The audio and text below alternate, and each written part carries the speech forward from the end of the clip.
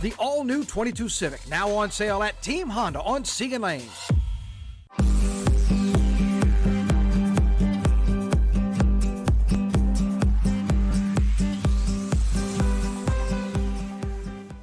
It's 9:15 on a Tuesday. Yeah, it is. Where are we? I have no idea. This has been the story this morning. What's crazy about this story is no fog advisory. No. Right?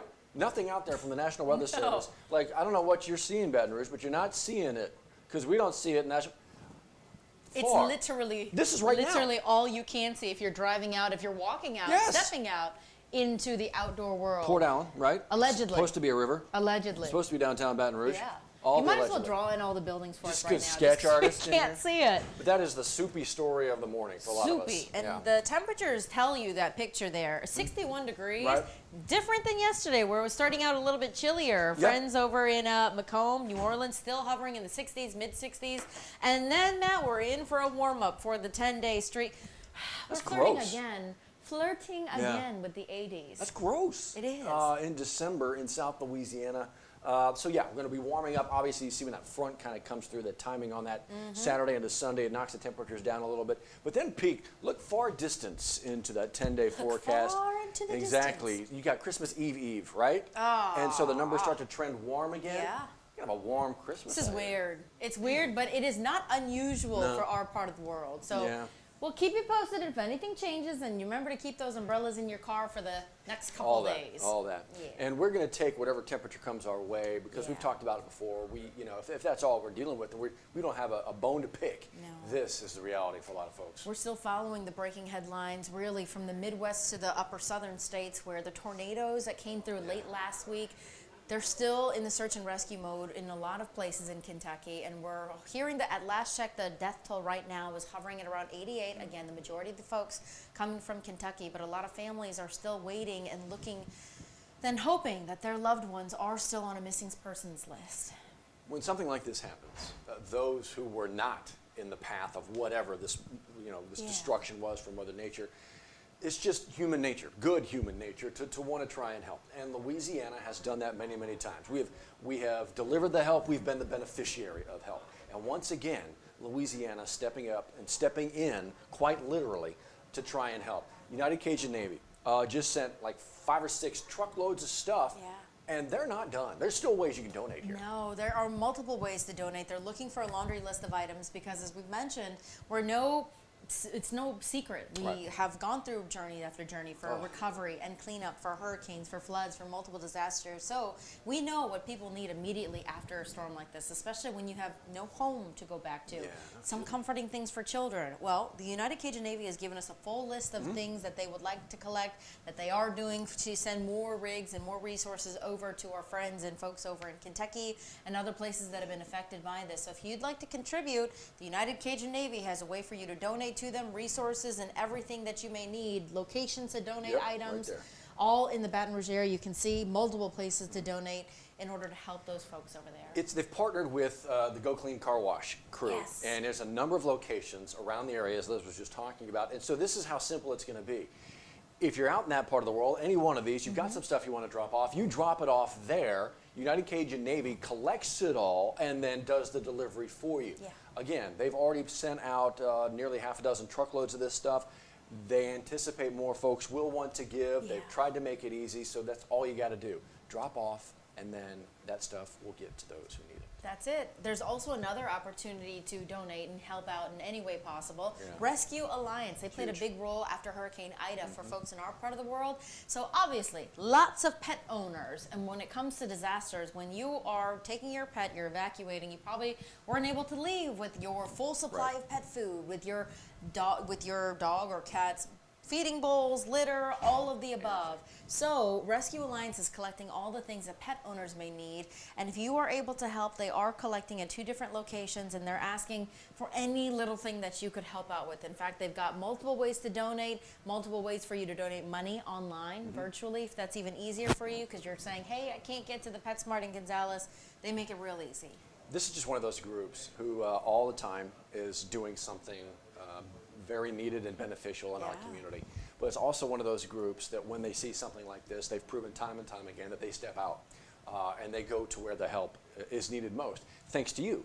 They're only able to do that because of the donations. It's not like they have a stockpile of stuff over there just waiting to go. Yeah. The stockpile happens because of you. So if you are able to donate a bag of dog food here, $10 here, whatever it is, exactly right. It's another great opportunity.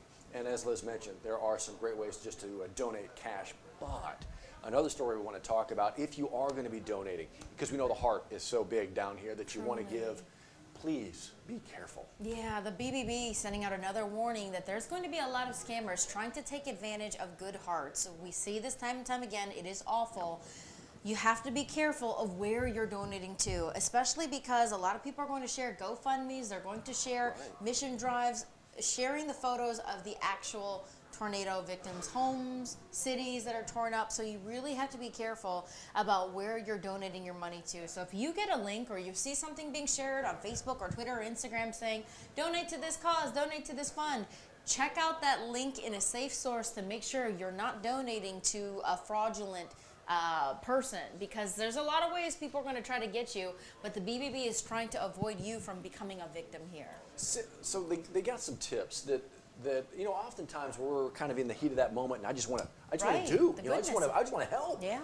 That maybe you aren't thinking about guilty, right here, guilty. Just want to help. Maybe not thinking about everything, because like you just said, great. This site is using actual photos and videos from the real site, but the site itself a bit nefarious. The money is not going to be going where you think it needs to be. Exactly. Yeah. So see if the posting really does describe how these funds are going to be used. Don't assume, as Liz just mentioned, these pictures represent an official connection to anything.